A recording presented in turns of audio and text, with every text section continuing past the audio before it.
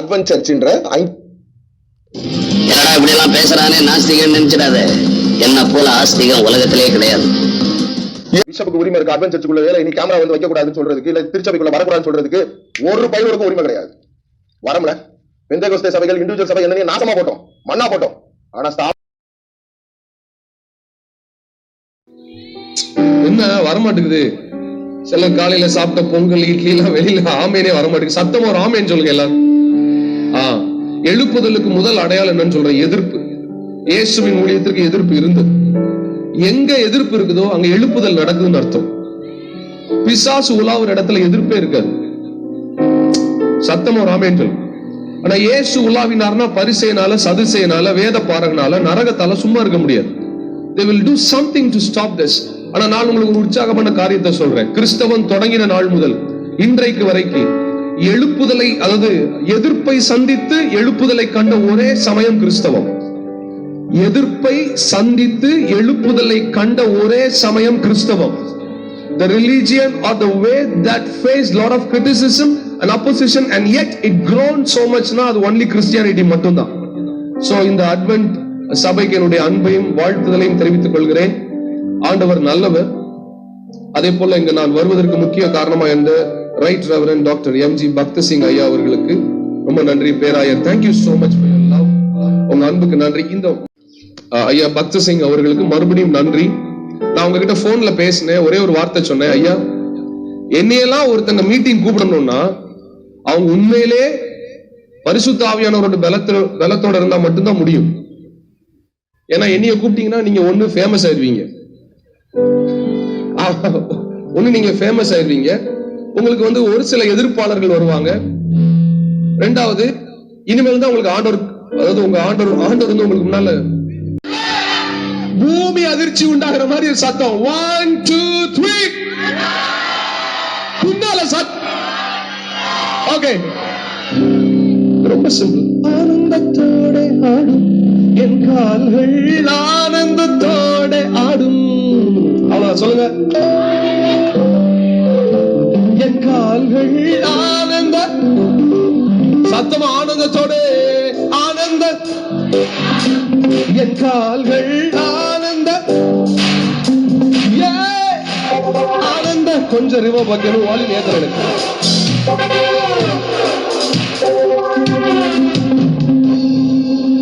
கிட்டத்தட்ட 20 நிமிஷம் துதி பாடுவேன்.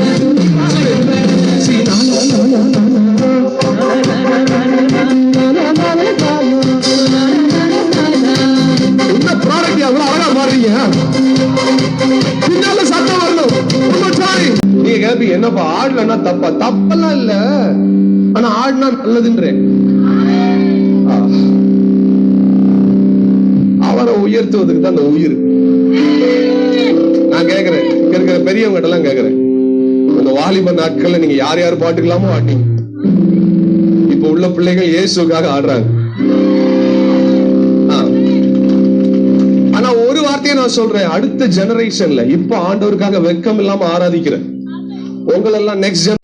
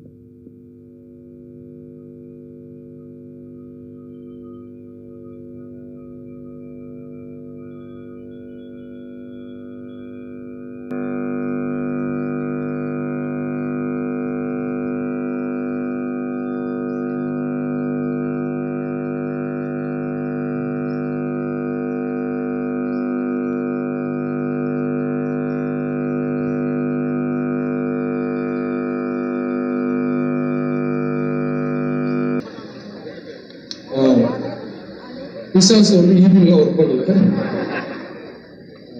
அவன் தரையை கொடுத்துருங்க. நான் கோயம்புத்தூர்ல ஃபிளைட் ஸ்டார்ட் பண்ணும்போது ஃபிளைட்டே அவன் ஆஃப் பண்ணிருக்கேன்.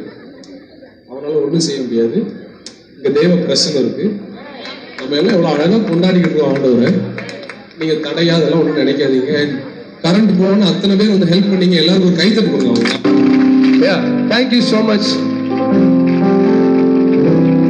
கரண்ட்டுக்காக ஹெல்ப் பண்ண வந்த எல்லா பிரதர்ஸ்க்கும் எல்லாருக்கும் ரொம்ப நன்றி. ரொம்ப சிம்பிள், ஒண்ணும் இல்ல, இந்த பவர் சிஸ்டம் பத்தல, அதனாலதான் வால்யூம் கம்மியா இருக்கு. எல்இடி பவர் அதிகமா போகுது. மைக் சிஸ்டத்துக்கு பவர் பத்தல. 5 kV தான் வச்சிருக்காங்க. என் வீட்டுக்கே நான் 15 kV வச்சிருக்கிறேன். அதனால இது லேக் ஆஃப் பவர் தான், வேற ஒண்ணுமே கிடையாது. நீங்க எல்லாரும் ஜெபம் பண்ணுங்க. அட்வென்ட் சர்ச்காரங்க எல்லாரும் உங்க சர்ச்சுக்கு ஒரு பெரிய ஜெனரேட்டர் வாங்கி கொடுங்க.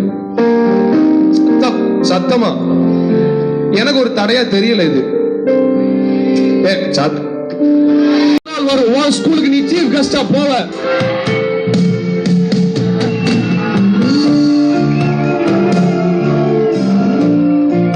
இன்னைக்கு உன் டேலண்ட், உன் திறமைய குறைச்சு பேசுற அதே கூட்டம் ஒரு நாள் கைய உயர்த்தி சொல்லும், ஐயோ அன்னைக்கு அவனை தப்பா பேசிட்டோம், இன்னைக்கு அவன் எழுதுற பாட்டு ஆசீர்வாதமா இருக்கியா.